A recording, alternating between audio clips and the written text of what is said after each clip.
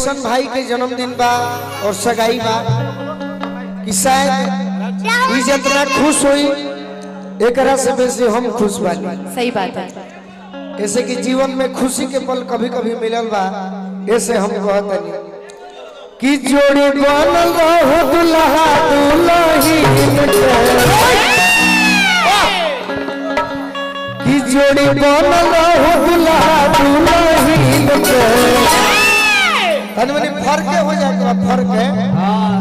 humming दा भैया चंदन कर रह दिया कि जोड़िया बनल रहो दुल्हा दुल्हीन के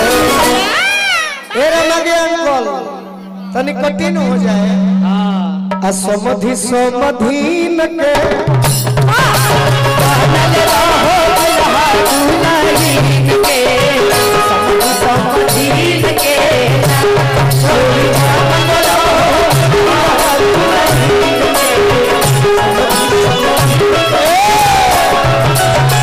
समधि समधि समधि समधि के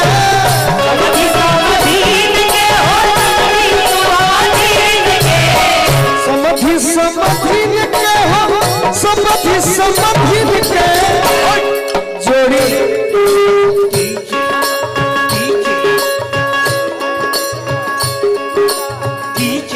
डीजे जगत राज जोड़ी बनल रहो ईसा जोड़ी बनल रहो ईसा चंदन भैया के जोड़ी बनल रहो जोड़ी बनल रहो ईसा चंदन भैया के कृपा काली भैया के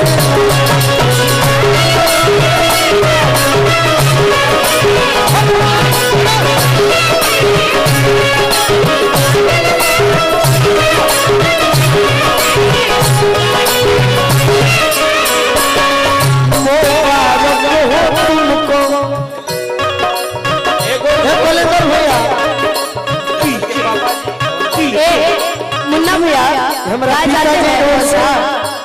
और भौजी हमसे हंस बोले बतियावे के पई भौजी हमसे हंस बोले बतियावे के पई लगे बोलो सके तोहरा लगावे के पई लगे बोलो सके तोहरा लगावे के पई ले बोलो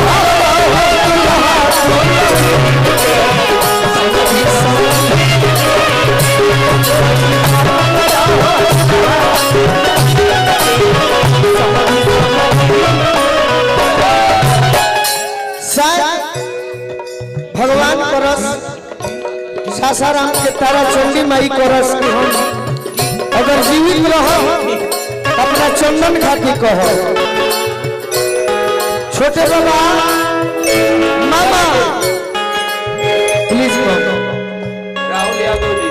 अयोध्या नगरिया से आइल बापतिया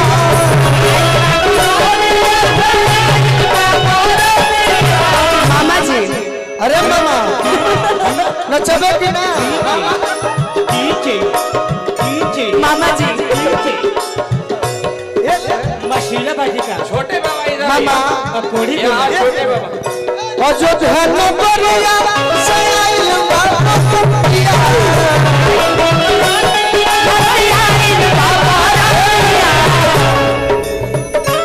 देखी शायद दुनिया के मामा चंदा मामा बाबा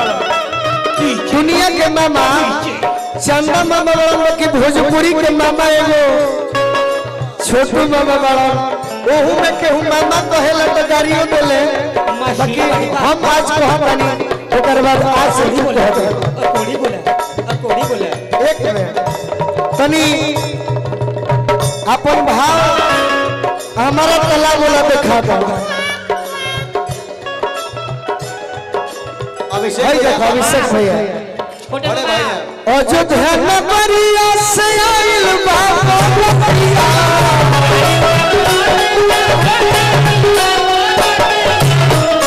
खुशियां में जुटल बड़ा सबसे संभल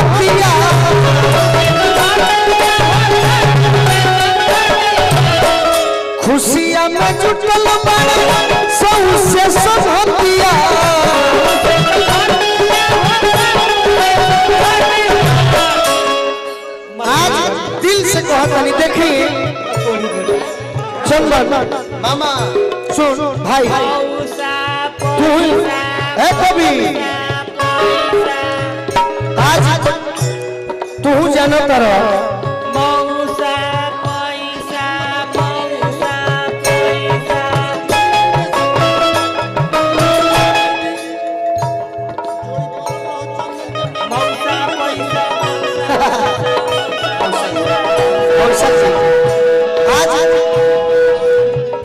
गाती गाती मैं कह दे खुशी हो तो बात खुशी हो तो बात देखी ऐसन सीन के दुल्हा दुल्हन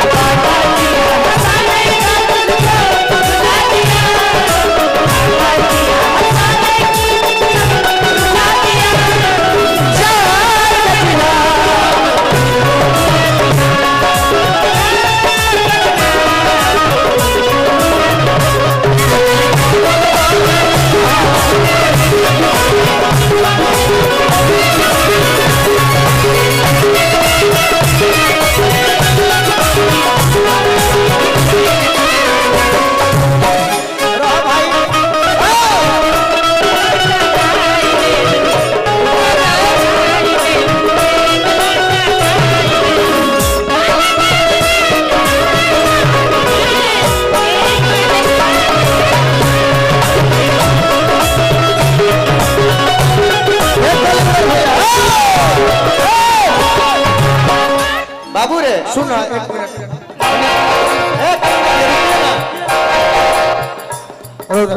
दे तो मैं कहते दे दो इहो के कुछ मूर्छा बा छोड़ा दे दो जोड़ी बांध रहो चंदन के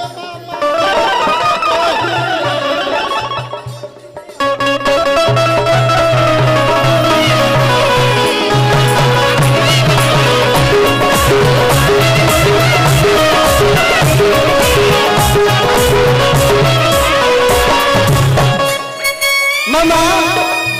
मौसा पहले और गाना मारो तो मारा ही के बाद तो मार देना जान से मेरा मरिया चाचा